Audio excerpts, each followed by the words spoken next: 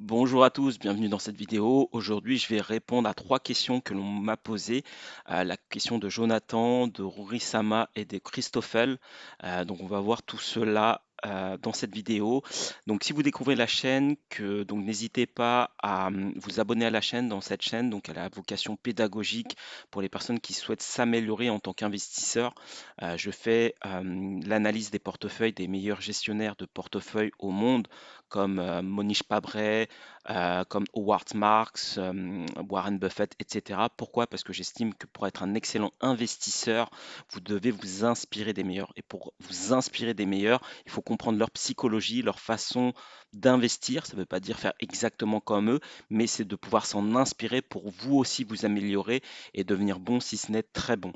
Donc ce que disait notamment Tony Parker, qui disait que plus jeune, il s'inspirait notamment de son idole Michael Jordan et donc il revoyait ses vidéos encore et encore, notamment pour modéliser son idole, et ce qui a fait de lui l'un des meilleurs basketteurs français au monde. Donc du coup, c'est la même philosophie en investissement. Donc j'aborde ces notions-là dans la Chine, dans la chaîne, et également je fais l'analyse de stocks et de crypto-monnaies que je pense être pertinente. Donc si vous ne l'avez pas encore fait, je vous invite à regarder la précédente vidéo que j'ai fait sur Rocket Lab, donc une stock dont je vous parlais il y a 4 mois, lorsque personne n'en parlait à ce moment, qui a explosé ces dernières semaines, qui a rapporté plus de 500%. Pareil pour ASTS qui a rapporté plus de 1000% à un moment où personne n'en parlait également, et pareil pour certaines crypto-monnaies. Donc je vous invite un peu à regarder tout ça, à vous abonner si ce n'est déjà fait. N'hésitez pas à me poser des questions également sur des projets sur lesquels vous souhaitez avoir un avis, afin que je puisse partager également ma vision, mes stratégies, etc. Donc je ferai une vidéo par mois pour répondre à vos questions. Donc aujourd'hui, on va voir la question de Jonathan. Donc on va commencer par la question de Jonathan, on verra les autres juste après. Donc Jonathan me pose la question par rapport à Biconomy. Biconomy était un projet que j'avais présenté il y a quelques mois également.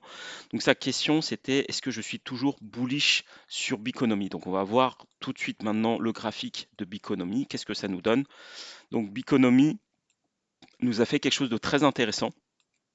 Donc, ce qu'il faut comprendre quand vous êtes investisseur, c'est que vous avez une stratégie moyen-long terme. Donc, là, je ne parle pas de trading. Moi, personnellement, je ne fais pas de trading. Je suis plutôt investisseur. Qu'est-ce que ça signifie? C'est-à-dire que j'ai une timeline qui est plus longue, plutôt moyen-long terme. Et je vais chercher des mouvements beaucoup plus forts. Typiquement, comme je vous prends la stocks dont je vous parlais, que j'ai fait une vidéo dernièrement. Typiquement, je vais chercher moi ce type de mouvement-là. Donc moi, j'ai fait la vidéo à ce moment-là, ici, quasiment au bottom, et après, le prix a accéléré, et c'est dans ces phases-là que c'est ce type de mouvement que je vais rechercher. Mais j'ai eu la chance de me positionner là, de faire la vidéo là, mais j'aurais pu très bien la faire ici également, là qui nous aurait donné une configuration comme Biconomy. On est allé chercher le plus bas, on va voir pourquoi c'est intéressant également. Du coup, comme j'ai une vision plutôt moyen-long terme, donc du coup, moi, ça va être la patience qui est un critère qui est important. Donc, il faut trouver des projets avec des fondamentaux quand même intéressantes, sur lesquels vous avez des croyances fortes et sur lesquels vous avez quand même ce type de structure, donc où vous avez une baisse, une capitulation par le prix, une capitulation par le temps, pouvoir se positionner et attendre un mouvement d'accélération pour pouvoir prendre ses profits. Donc c'est un peu ce schéma-là qui correspond à ma stratégie, que ce soit dans les stocks ou dans les crypto-monnaies. Évidemment, c'est une stratégie qui ne convient pas à tout le monde, je le répète. Si vous êtes débutant, que vous avez du mal avec la patience, avec également à gérer vos émotions, notamment dans votre capacité à gérer votre risque, à générer vos tailles de position, il est préférable d'avoir une stratégie type DCA, où vous mettez de l'argent sur un ETF, sur le Nasdaq, sur le CAC 40, sur ce que vous voulez. Ce type de stratégie est un peu plus pour les profils un peu plus expérimentés. Donc encore une fois, ça ne convient pas à tout le monde. Donc pour reprendre Biconomy, si je me remets sur Bico, alors, Biconomy, c'était ici, je crois, oui, c'était là où j'étais. Donc, Biconomy nous a redessiné nous fait à peu près le même schéma qu'on a vu tout à l'heure sur Rocket Lab. Donc on est allé chercher le plus bas, là ici, comme vous le voyez. Donc je vous le trace pour que vous puissiez bien le voir. Hop, donc ça, c'était le plus bas de 2023. On est allé chercher, donc chose très intéressante qui a été fait ici, on est allé chercher le plus bas de 2023. Donc ici, à ce niveau-là, les personnes qui ont acheté tout en haut là, bon, bah, clairement, ils ont eu ces différentes phases dont je vous parle. La capitulation par le prix, je vous le dessine pour que vous puissiez bien voir. Hop, droite de donc la capitulation par le prix, là pendant, donc c'était en avril 2024 jusqu'en août 2024, ça ne fait que chuter.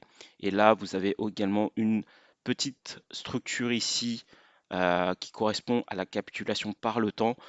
On est dans une phase où le secteur de crypto-monnaie reprend du jus, Bitcoin prend du jus, donc à un moment donné ou un autre, à mon sens, Bico a fait le travail, il a fait ce qu'il fallait, donc il est allé euh, chasser les plus bas de 2023. Donc toutes les personnes qui ont pu se positionner là ont leur niveau d'invalidation où?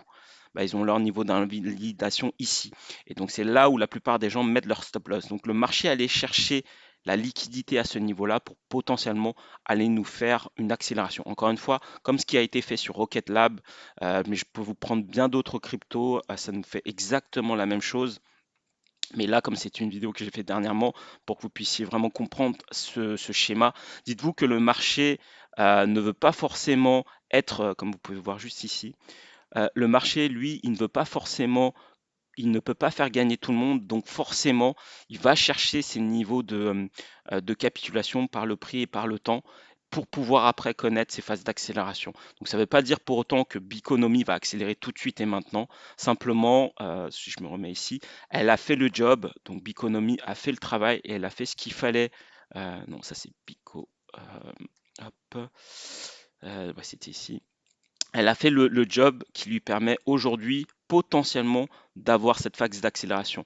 Mais dites-vous que la Bico, c'était au plus bas, c'était 400% de croissance. Est-ce que Bico peut aller nous le chercher plus haut? Donc on va voir ça tout de suite maintenant au niveau des fondamentaux. Alors, si je me mets sur Biconomy, donc Biconomy actuellement c'est 254 millions de market cap avec une FDV à 281 millions. Donc ça c'est très bien. Qu'est-ce que ça signifie? Ça signifie qu'on a quasiment l'intégralité de la tokenomics de Bico qui est entièrement diluée. Et donc qu'est-ce que ça veut dire? Ça signifie que vous n'aurez maintenant très peu d'inflation sur ce projet-là. Et ça, dans les crypto-monnaies, c'est extrêmement important d'avoir quand même une baisse de volatilité, une inflation quand même maîtrisée. Donc en phase d'accélération, ce qui permet au prix de pumper, d'avoir des phases d'accélération très fortes, c'est justement le fait que vous avez des projets avec des bons fondamentaux, des structures intéressantes et également une inflation maîtrisée.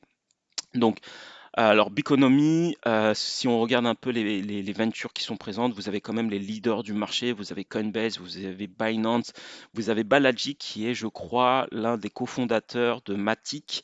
Donc lui, il a de l'argent pour investir sur d'autres projets. Et vous avez pas mal d'autres investisseurs qui se sont investis là-dessus. C'est un projet qui a levé en tout et pour tout 11 millions de dollars.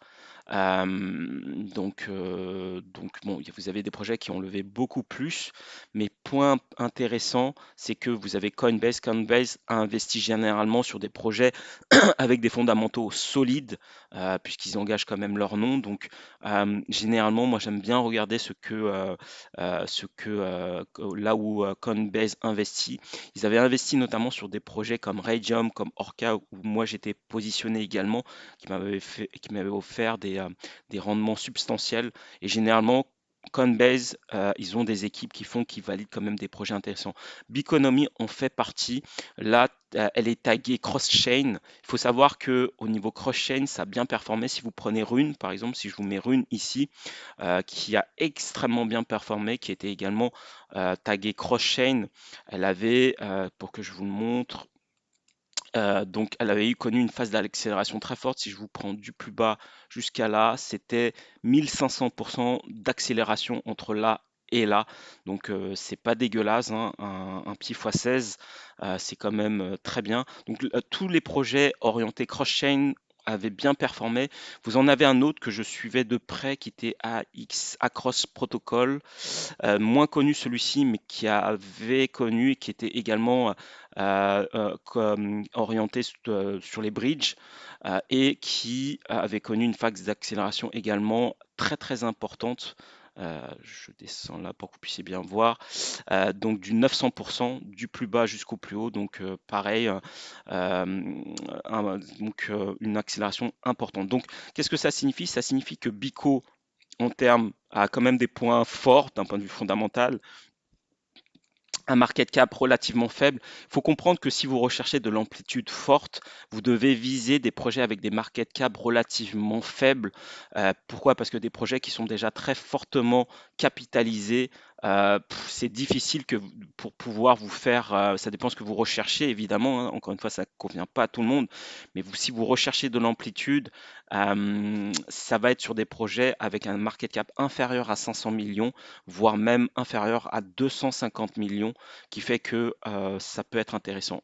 Biconomy en fait partie, on est sur du D154 millions de market cap. Si je vous prends par exemple Bitcoin, donc tout le monde parle du Bitcoin, il y a du buzz là-dessus. La Bitcoin nous a fait une belle accélération, elle est allée chercher des plus hauts, mais Bitcoin, si on prend la mèche, bah, c'est 39% de croissance. C'est bien, c'est pas mal. Supposons que vous étiez rentré quelque part par là. euh, je vous le dessine, vous étiez par là, et si vous dites, tiens, je veux me faire Bitcoin, j'y crois, etc., ok, mais que vous puissiez faire un x2, bah, il faut que Bitcoin atteigne les 140 000 dollars. Est-ce qu'il va le faire? Certainement, peut-être même plus haut. Donc, ne serait-ce qu'imaginons que Bitcoin nous fait du 200 000 dollars. Là, c'est le monde entier va en parler. Bah, 200 000 dollars, ça vous fait du 200%. C'est très bien, c'est super, c'est extraordinaire, mais vous avez fondamentalement des projets qui ont fait mieux, ne serait-ce que sur les projets que j'ai partagés, que ce soit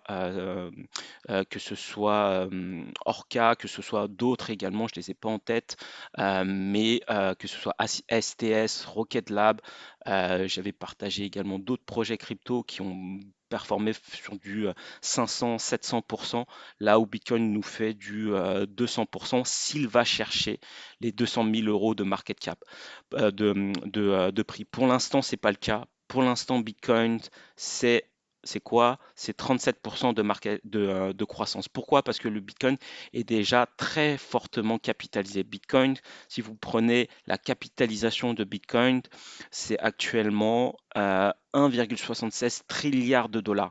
Donc pour que à ce prix-là, Bitcoin nous fasse un x2, si vous rentrez maintenant sur Bitcoin, il vous faut rajouter 1,76 trilliard de dollars supplémentaires pour pouvoir faire un x2. Est-ce que c'est faisable? Peut-être, sans doute, mais c'est beaucoup d'argent. Là où Biconomy, pour que vous puissiez faire un x2, bah, il faut rajouter beaucoup moins d'argent.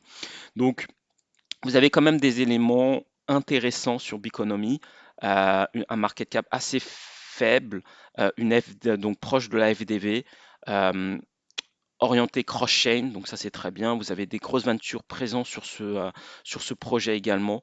Euh, si je me remets sur Biconomy, euh, ça nous a fait, en tout cas en termes d'analyse technique, ce qui a été fait, c'est très bien.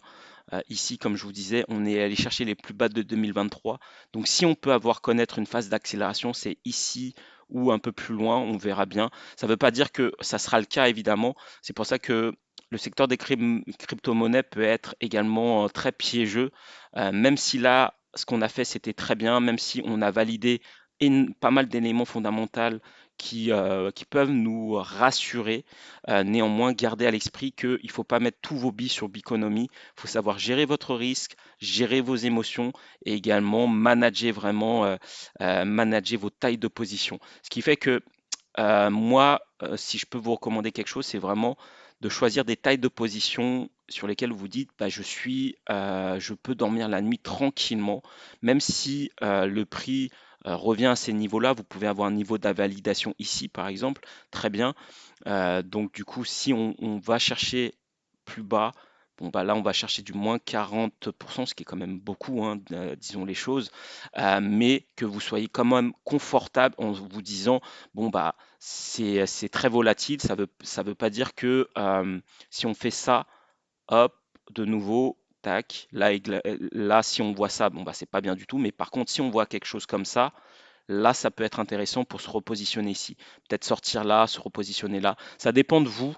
Ça dépend aussi de votre gestion, votre rapport à la perte et au gain également. Quand au gain, bah, c'est généralement la cupidité qu'il faut savoir gérer. La perte, bah, c'est de gérer vos tailles de position. Donc ça, c'est propre à chacun.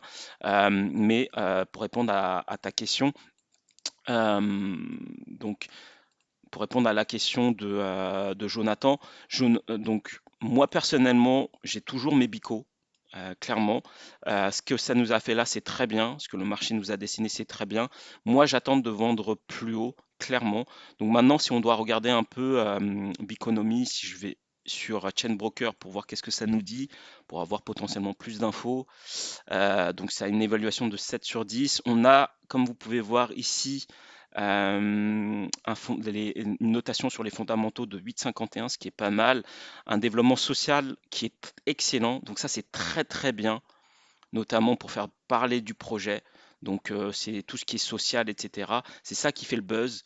Vous avez une santé financière. Donc à l'inverse des stocks, on n'a pas la santé financière directement, comme je fais des analyses sur le ROA, le RE, le bénéfice par action, le compte de résultat, le bilan, etc. dans les actions. Ça, on ne peut pas le faire dans les crypto-monnaies. Donc, on peut se fier, si on doit se fier à ce critère-là, là, par contre, ce qu'il nous dit, c'est que la santé financière de Biconomy est excellente, puisqu'on est sur du 9 sur 10, donc c'est plutôt rassurant. Donc ça, c'est plutôt bien. Après, si on descend un peu, on voit que la grosse phase d'inflation a été faite. Donc ça, c'est super. Il nous en reste encore un peu. Mais globalement, bah, la grosse phase d'inflation a déjà été faite. Quand on regarde ici, bah là, les personnes qui sont en seed ont acheté le token à 0,02, là où le prix actuel est sur du 0,28, donc ils sont sur du x10. C'est beaucoup sans être beaucoup. Si vous comparez d'autres projets, vous avez des projets sur lesquels, comme Sui, où ils sont déjà sur si je vous prends Sui, ils sont sur déjà du x100. Sui, par exemple, les personnes qui ont investi, ceux qui, si je me mets sur Sui, Sui c'est 0,18 0,18 dollars, là où Sui actuellement, bon bah c'est du 3,38 dollars. Donc eux, ils sont déjà sur des multiplicateurs ahurissants puisqu'ils l'ont acheté à 18 centimes, là où le prix est déjà sur du 3,38 $. Donc eux, c'est eux qui vraiment font des bénéfices en réalité sur le projet Sui. Bico, ils font du x10, mais on va dire que c'est pas des multiplicateurs délirants comme sur Sui. On a plus de x100 déjà. C'est pour ça que Sui, pour moi, j'ai fait mes bénéfices, j'ai fait mon petit x500. Maintenant, je vais aller chasser ailleurs pour être honnête avec vous. Je vais peut-être laisser encore attendre un peu parce que je pense que Sui peut encore avoir un peu de jus, mais c'est pas un projet personnellement que je vais holder très longtemps. Donc, Biconomy, par rapport à ce qu'on a vu tout à l'heure, bon bah, c'est plutôt intéressant. Maintenant, en termes d'objectifs, si on regarde un peu, hop, en termes d'objectifs, déjà, si on va chercher ces niveaux-là, moi, ça va être ma target dans un premier temps. Donc, sur le 1,618. Donc, si on va jusque-là, par rapport au prix où on en est, donc c'est du 400%. C'est pas dégueu, c'est pas mal. Moi personnellement, je prends. Si on va chercher plus haut, bon bah tant mieux. Si on reprend le bottom, du bottom jusqu'à là, bah c'est du 900%. Mais bon, je pense que il faut vraiment avoir de la chance pour avoir pris le bottom. Mais du bottom jusqu'à ce niveau-là, c'est déjà du 900%. Donc du coup, ça dépend où vous étiez positionné. Si vous étiez positionné là, bah, ça vous ferait du 500%. Encore une fois, c'est pas mal. Moi, c'est un peu ma target dans un premier temps. Est-ce que ça peut nous le chercher? Sans doute. Donc, ça nous amènerait un prix de 1 dollar, 1,5 dollars. Donc, on va calculer ça tout de suite. 1,5 $. Si on multiplie ça par le nombre de Biconomy en circulation, Biconomy, tac, tac, tac, sur que Lansing Supply, donc on est sur 904 millions. Si je prends par exemple, alors Bico, Bico, hop, par rapport à l'inflation, Bico, ben, supposons que on vend, on va dire février, mars, avril, on va prendre 983 millions. 983 millions, donc ça nous donne un market cap à son plus haut d'un milliard 474 millions. Est-ce que c'est réaliste? Moi je pense, c'est pas non plus délirant. Si on va dire que c'est l'ATH de Bico à ce niveau-là. Moi, je pense que c'est faisable si on reprend Biconomy ici pour voir jusqu'où c'est parti. Euh, Hop, market cap. Donc là, comme vous pouvez voir, hein, il y a eu une grosse inflation qui a été réalisée à ce moment-là, ce qui fait que le prix n'a pas du tout suivi par contre. Mais bon, la phase d'inflation est terminée, donc ça c'est plutôt intéressant. Donc si on va chercher ce qu'on s'était dit, du 1 400 000, 1 milliard 474 millions, à mon sens, ça reste réaliste. Voilà, évidemment, c'est les convictions de chacun, mais pour répondre à ta question, Jonathan, moi j'en avais déjà. Je les ai toujours, je les ai pas vendus. C'est pas vraiment pas dans ces moments-là qu'il faut vendre ici là. Ce qui a été fait, au contraire, ce qui a été fait, c'est très bien. Le marché allait chasser le plus bas de 2023 et potentiellement, si on peut connaître une phase d'accélération, ça va être dans ces zones-là. C'est Bitcoin qui donne la tendance. Donc, Bico suivra tôt ou tard, à mon sens.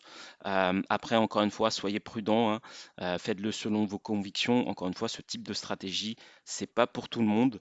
Mais pour répondre à ta question, moi, c'est plutôt ma target que je vais aller chercher. On verra bien si le marché me l'offrira.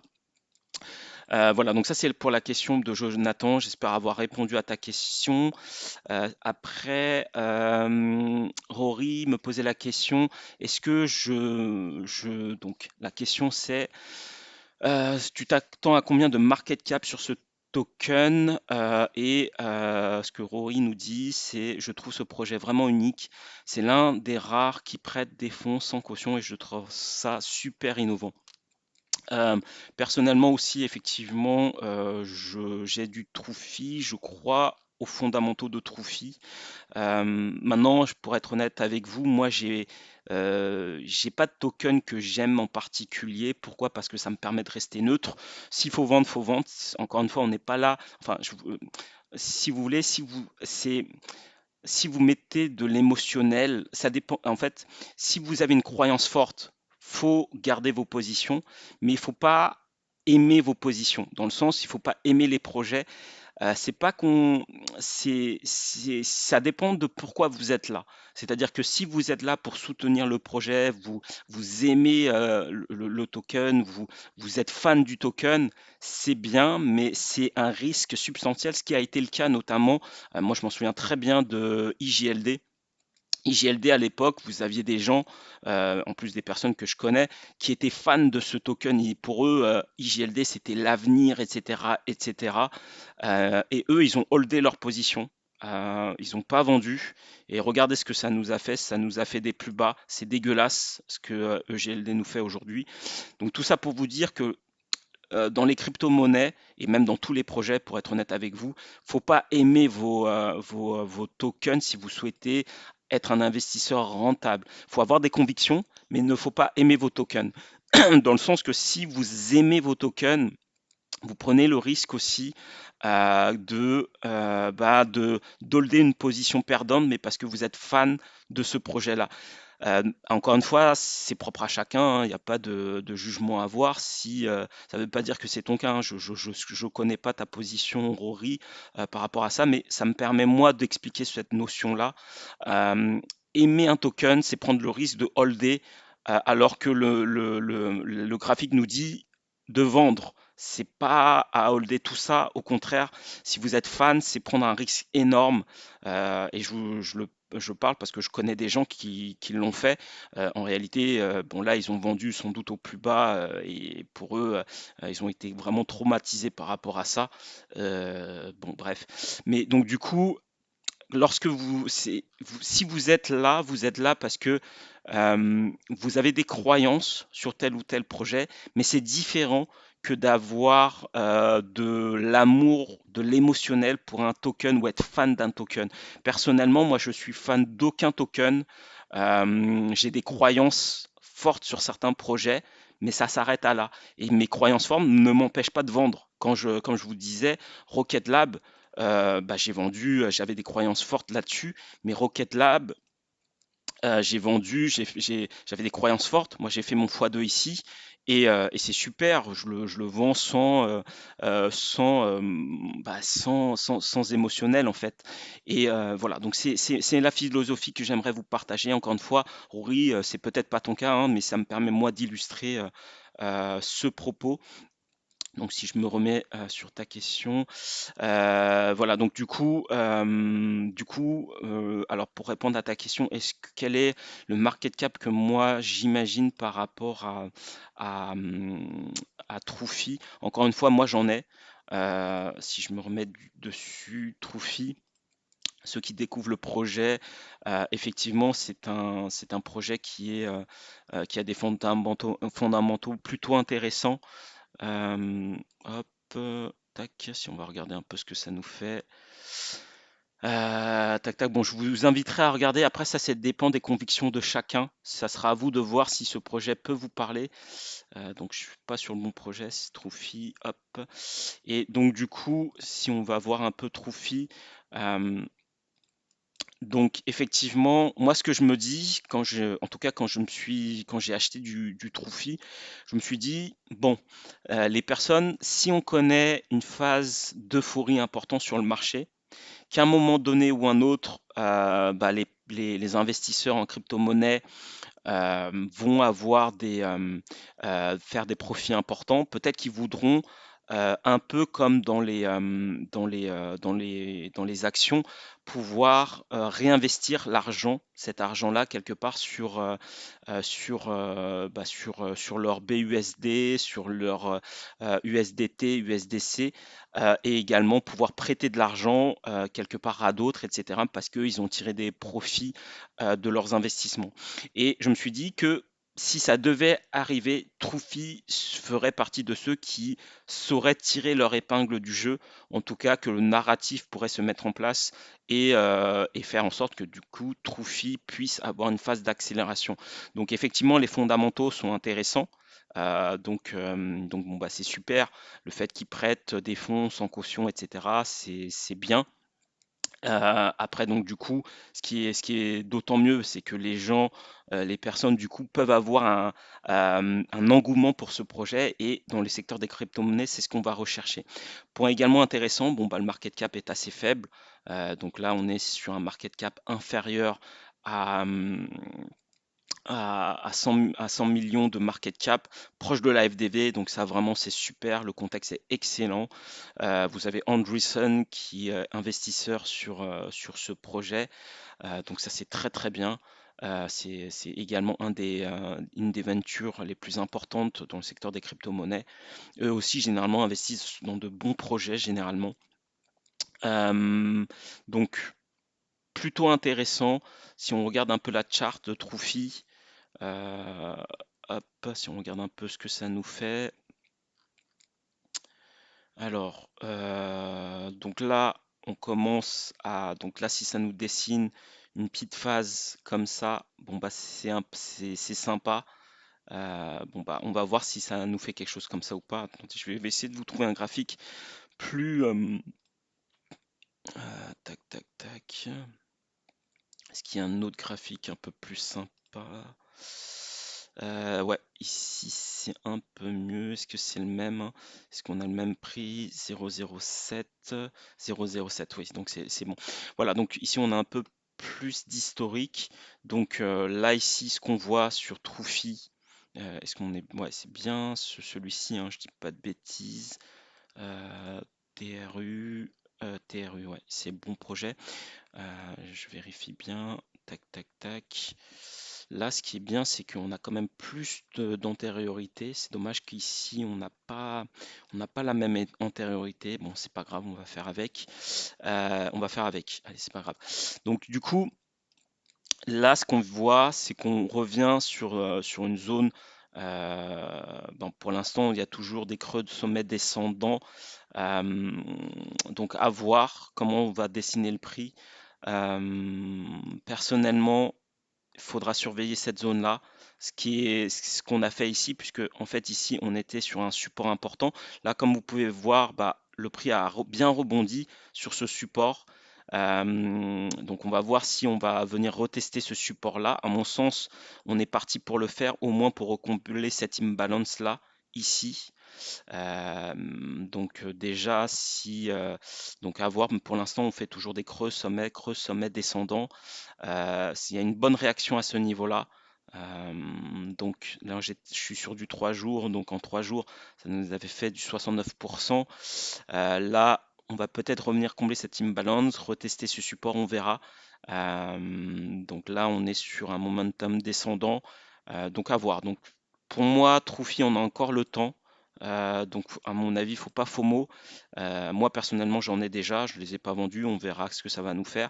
Moi, je suis plutôt. Je pense qu'effectivement, ça peut nous chercher plus haut. Et si ça va nous chercher plus haut, hop, je me mets sur. Tac. Hop. Alors, on va supposer que là, on est sur le bottom était ici, donc ça peut nous amener, si on va chercher du 1,618 sur du 0,35, 0,35. Donc on va voir pour Troufi.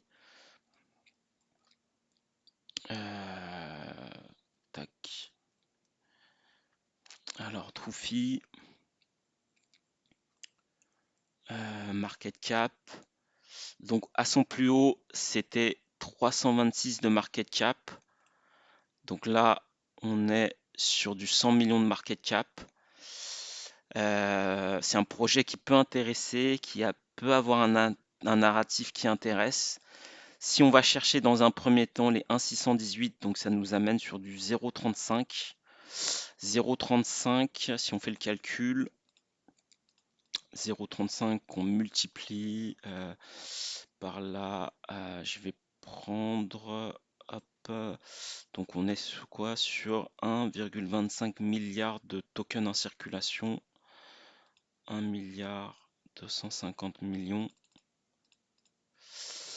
Donc ça nous donne un market cap de 437 millions.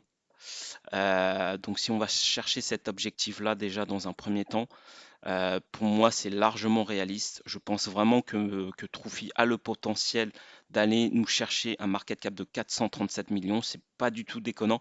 Pour être honnête avec vous, on peut même aller chercher plus haut. Mais moi, ça va être déjà ma première target. Donc par rapport, si vous découvrez ce projet-là, donc ça nous amène à du 500% de croissance par rapport au bottom ici. Si c'est ça le bottom, ça peut encore une fois, pour l'instant, on a des creux sommets descendants, donc on n'a pas encore de structure qui nous dit que le marché peut nous donner une nouvelle phase. Donc, à mon avis, il faut être patient sur Troufi, ne pas FOMO. Ça peut très bien nous dessiner encore des plus bas. Peut-être même descendre au niveau de cette ligne si ce support ne tient pas, et auquel cas ça sera ce support-là qui nous fera office de nouvelles résistances. Et si c'est le cas, et si le support est là, et que vous voyez à ce niveau-là des structures de latéralisation, encore une fois, c'est deux phases qu'il faut regarder, la capitulation par le prix, la capitulation par le temps, et à ce moment-là, quand vous voyez même une toute petite structure de latéralisation, c'est là où il faut se positionner. Voilà, mais pour répondre à ta question, en termes de market cap par rapport à l'objectif que je viens de donner, pour moi c'est réaliste. 437 millions, c'est pas du tout déconnant. Voilà, après pour le reste, on verra dans un second temps, mais déjà ça c'est à mon sens totalement réaliste. Alors voilà, donc j'espère avoir répondu aussi à ta question, Rory. Donc après, donc la dernière question, c'est qui a été posée par Cloud, par Christoffel, donc sur Cloud. Donc il me pose la question, qu'est-ce que j'en pense? Donc on va voir ça tout de suite. Cloud USDT. Tac, tac, tac. Si je me mets là, qu'est-ce que j'ai ici? J'ai pas grand-chose comme historique. Faut aller regarder par contre autre chose. Euh, hop. Ok, ok, ça marche, ça marche. Donc on va prendre celle-ci. Est-ce qu'ici j'ai plus d'historique? Je crois pas, hein. J'avais un peu regardé, mais je crois pas qu'on en avait. Tac. Non, on n'a pas plus d'historique, donc on va partir sur ce graphique. Un projet qui a été listé assez récemment. Euh, Hop, donc, point intéressant, c'est que c'est dans l'écosystème Solana. Moi, j'aime beaucoup, en tout cas, je crois à l'écosystème Solana. Personnellement, je pense que Solana euh, peut va faire partie des crypto-monnaies phares au même titre que ETH, etc. Personnellement, moi, j'avais, comme je vous le disais dans une précédente vidéo, j'ai vendu mes Solana, mais c'est pas parce que je crois pas en Solana que typiquement ça illustre le propos que je vous disais tout à l'heure. Moi, j'aime bien Solana, mais ça m'a pas empêché de tout vendre. Pourquoi? Parce qu'on n'est pas là pour aimer les projets. Moi, comme j'en parlais déjà à l'époque, j'en avais ici. Ça, c'était mon prix d'achat. Ça a eu cette phase d'accélération. J'ai pris des profits à la montée. J'ai commencé à voir ces phases de latéralisation. Je me suis dit, bon, allez, c'est le moment de vendre. Pourquoi est-ce que j'ai vendu tous mes Solana? Bah, pour aller chercher de la volatilité sur d'autres projets corrélés cette fois-ci au Solana, notamment comme Orca. Donc j'ai fait une vidéo spécialement là-dessus. Pourquoi? Parce que Orca est corrélé à Solana. Si Solana pump, Orca peut pumper également, peut-être avec un petit temps de latence, mais avec une amplitude beaucoup plus forte. Donc moi personnellement, j'ai plus de Solana. Je crois en Solana. C'était un projet même que j'aime bien, mais ça m'a pas empêché de tout vendre. Pourquoi? Parce que je me suis dit, même si là, Solana, par exemple, vous vous dites, tiens, j'ai un peu d'argent à mettre, est-ce que je le mets sur du Solana? Bah, pour que Solana fasse à ces prix-là du x2, il faut que ça nous aille nous chercher 400% de prix. Et si vous allez chercher plus haut, par exemple, vous allez chercher, je sais pas moi, du 800 euros, par exemple, imaginons, bah, entre guillemets, ça nous donne que 1 fois 290. C'est bien, c'est super, c'est intéressant, mais quand on investit dans les crypto-monnaies, à titre personnel, moi, je vais chercher plus d'amplitude. Encore une fois, je le répète, c'est pas fait pour tout le monde. Ça, c'est important de vous connaître vos stratégies et ce sur quoi vous êtes à l'aise. Mais moi, personnellement, j'ai vendu mes Solana. Non pas que j'y crois pas, non pas que j'y crois plus, j'ai de fortes convictions sur Solana, mais je vais chercher plutôt des projets corrélés à Solana comme Drift, dont je vous parlais. C'était le projet dont je parlais tout à l'heure, j'en parlais à l'époque, personne n'en parlait de ce projet-là, il y a 4 mois. Bah, Drift, ça nous a fait une croissance exponentielle. Donc là, ça retrace, ce qui est normal. Mais moi, j'en parlais déjà ici. Donc c'était il y a 4 mois, là où personne n'en parlait, c'était complètement plat. Bah, là, ça a complètement explosé. Je pense même que Drift va nous chercher encore plus haut. Vous avez Orca qui est corrélé aussi au Solana. Donc ici, on est sur Poloniex. Je vais plutôt aller sur Gate.io. On a plus d'historique. Bah, Orca, ici, à son plus bas, si vous étiez. Moi, j'en avais personnellement. Bah, Orca, bah, c'est du plus de 1000%. Vous avez Radium qui est également corrélé à Solana, qui était également très intéressant. Et là, bon, bah, c'est des gains quand même extraordinaires, hein. C'est du 7000%. C'est vraiment pas dégueu. Donc ouais, c'est quand même très intéressant. Donc Sanctum, à mon sens, fait partie des projets intéressants. qui est corrélé à Solana. Vous avez quand même des grosses ventures qui sont dessus. Vous avez Dragonfly qui est également très connu. Les projets généralement sur lesquels investissent sont assez intéressants. Vous avez Solana Venture, bon, quelque part c'est normal que eux mettent de l'argent. Voilà, vous en avez également d'autres. Mais bon, vous avez Défiance Capital également. Donc Sequoia également, qui sont quand même un peu connus là, dans le secteur, même bien connus dans le secteur des investisseurs, des venture capital. Ici, quand même, un market cap assez faible. Faudra être prudent quand même si c'est un projet qui semble avoir été listé assez récemment. Vous avez quand même une FDV quand même qui est quand même, c'est du 1 pour 5. Donc faudra quand même, si vous investissez sur Cloud, d'être assez prudent. Si on va regarder ici, qu'est-ce que ça nous donne? Sanctum. Donc bah, déjà ici la roadmap est plutôt intéressante. Vous avez un social développement plutôt intéressant. Point quand même délicat, soyez prudent. Si vous investissez sur Sanctum, la santé financière, elle est notée 2,58. Donc c'est pas de la folie non plus. En même temps, ils n'ont pas levé beaucoup d'argent, hein. Comme vous pouvez voir ici, ils ont levé 6 millions. C'est un projet qui a été listé quand même assez récemment. Voilà, donc soyez quand même prudent. Donc ici, point aussi intéressant, ça c'est pas mal du tout. Vous n'avez pas d'inflation prévue avant, avant juillet, août 2025. Donc on est tranquille pendant toute cette phase-là encore. Là, les ventures ont investi en seed à 0,05. Donc ils sont sur du x10 quasiment, hein, si je dis pas de bêtises. Attendez, même je vais faire le calcul. Euh, donc 4,74 qu'on divise par 0,05, même plus, hein, ils sont sur du ah ouais, ils sont sur du x100.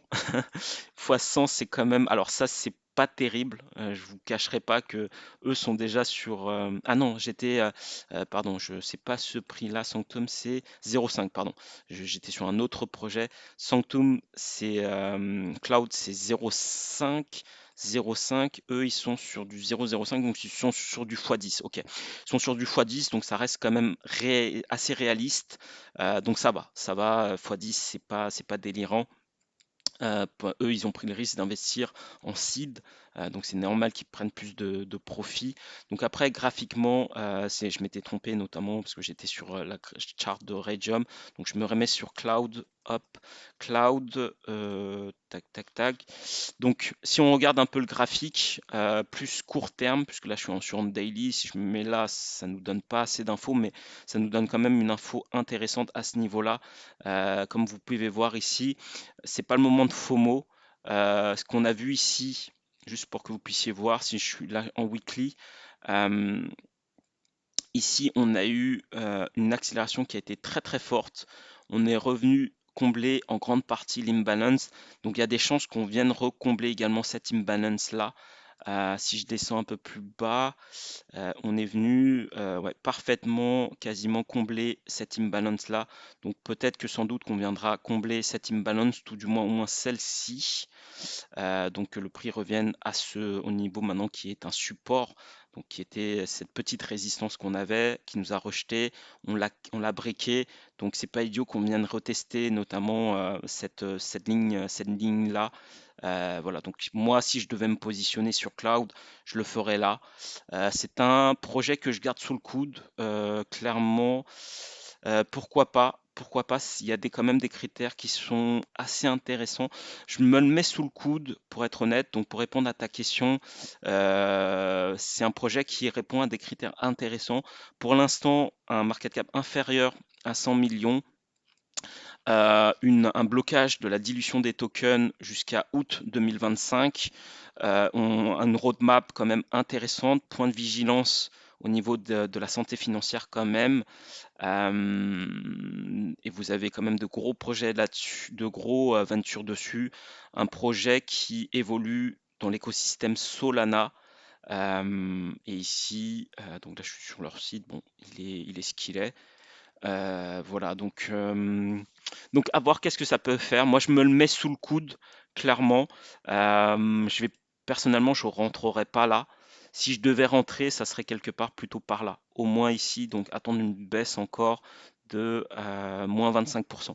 Moi, c'est plutôt cette zone que je vais viser si je décide de rentrer sur Cloud. Voilà, en tout cas, j'espère avoir répondu à ta question. Donc, pour ceux qui découvrent la chaîne, encore une fois, n'hésitez pas à me poser des questions. Je ferai une vidéo chaque mois pour répondre à l'ensemble de vos questions. Donc, Christophel, j'espère avoir répondu à ta question. En tout cas, si pendant cette vidéo, qui a aussi une vocation pédagogique au-delà des questions qui m'ont été posées, n'hésitez pas à liker la vidéo. Ça récompense le travail fourni, à vous abonner. Encore une fois, je fais l'analyse aussi bien des crypto-monnaies que des actions que je pense être intéressantes. Et donc, ça vous permet également de progresser dans l'investissement. Je vous remercie beaucoup les amis et je vous dis à très bientôt. Au revoir.